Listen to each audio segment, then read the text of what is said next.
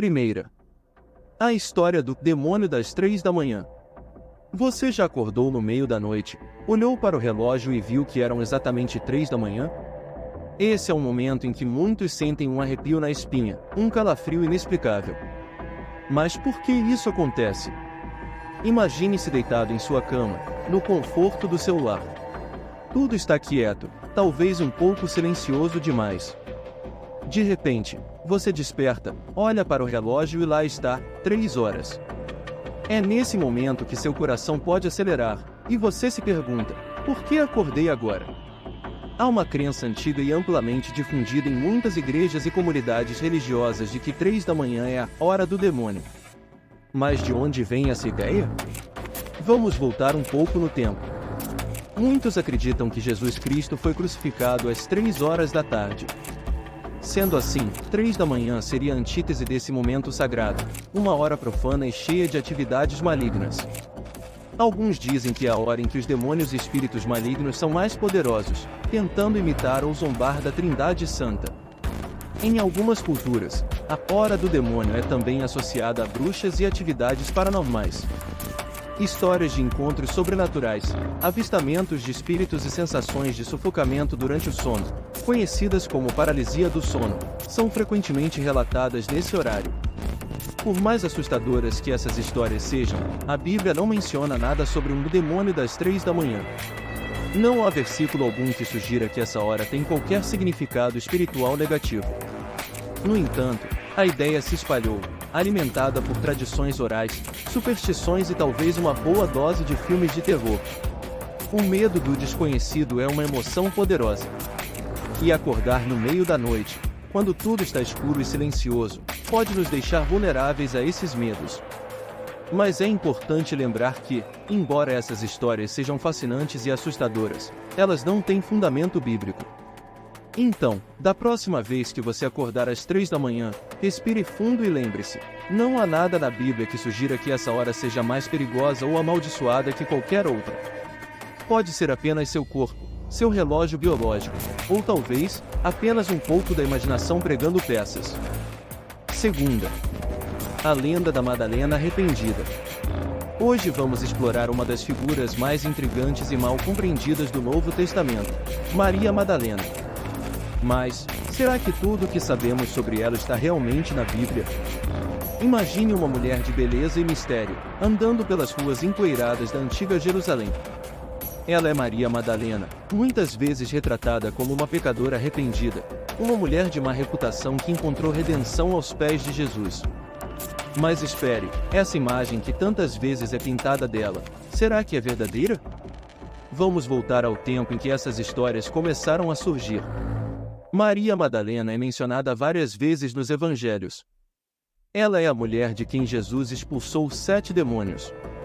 Ela foi uma seguidora fiel, presente na crucificação e uma das primeiras a testemunhar a ressurreição. Contudo, em nenhum lugar da Bíblia é dito que ela era uma prostituta.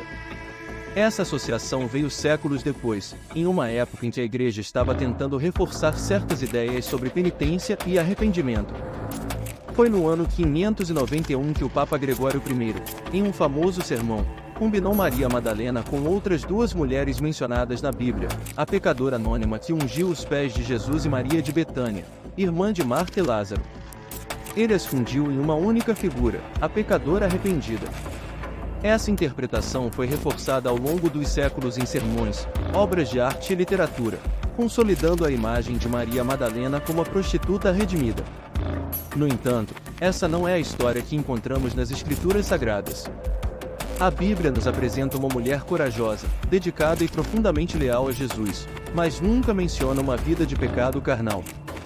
Ao longo dos anos, Maria Madalena tornou-se um símbolo poderoso de redenção e transformação, mas é essencial lembrar que essa versão é mais uma construção cultural do que um fato bíblico. O verdadeiro poder da história de Maria Madalena reside na sua devoção e na sua fé inabalável. Então, na próxima vez que você ouvir sobre Maria Madalena, pense nela não como a pecadora arrependida, mas como uma das primeiras testemunhas da ressurreição, uma das discípulas mais dedicadas de Jesus. Uma mulher cuja verdadeira história merece ser contada com fidelidade e respeito. Terceira.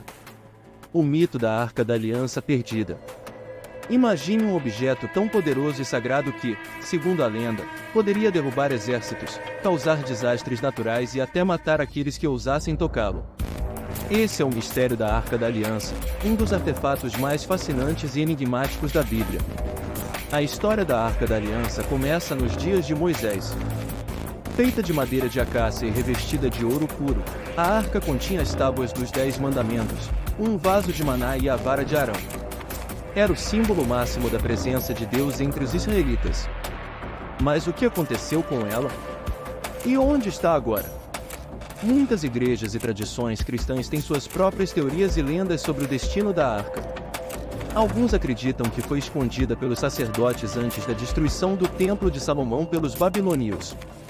Outros sugerem que foi levada para a Etiópia, onde estaria guardada na igreja de Santa Maria de Sião, em Axum. Há até quem diga que está enterrada em uma caverna secreta no Monte Nebo, na Jordânia. O mistério da Arca da Aliança não se limita à história bíblica. Ele permeia a nossa cultura popular, inspirando filmes, livros e teorias da conspiração. Quem não se lembra do clássico Os Caçadores da Arca Perdida, onde Indiana Jones enfrenta nazistas em uma busca frenética pela arca? Essa história capturou a imaginação do público, reforçando a ideia de que a arca é um objeto de imenso poder e perigo. Mas, voltando à Bíblia, após a arca ter sido capturada pelos filisteus e devolvida aos israelitas, sua história torna-se nebulosa. O último lugar mencionado nas Escrituras onde a arca foi vista é em Jerusalém, durante o reinado do rei Josias. Depois disso, ela desaparece das páginas da história bíblica, mergulhando no reino do mistério e da especulação. Algumas tradições judaicas sugerem que a arca foi escondida por Jeremias em uma caverna antes da destruição do templo. Outras histórias falam de anjos que a levaram para o céu. Contudo, nenhuma dessas teorias pode ser confirmada, deixando a localização da arca como um dos maiores enigmas da arqueologia bíblica. O fascínio pela Arca da Aliança continua a crescer, alimentado por um desejo de conectar-se a um passado sagrado e misterioso. E enquanto buscamos respostas, a arca permanece um símbolo do poder e do mistério da fé, uma lembrança de que ainda há muito que não sabemos sobre os tempos antigos. A Arca da Aliança, com seu poder e mistério, nos lembra que a fé e a curiosidade humana são eternas companheiras de viagem, sempre nos impulsionando a buscar, a questionar e a acreditar no impossível.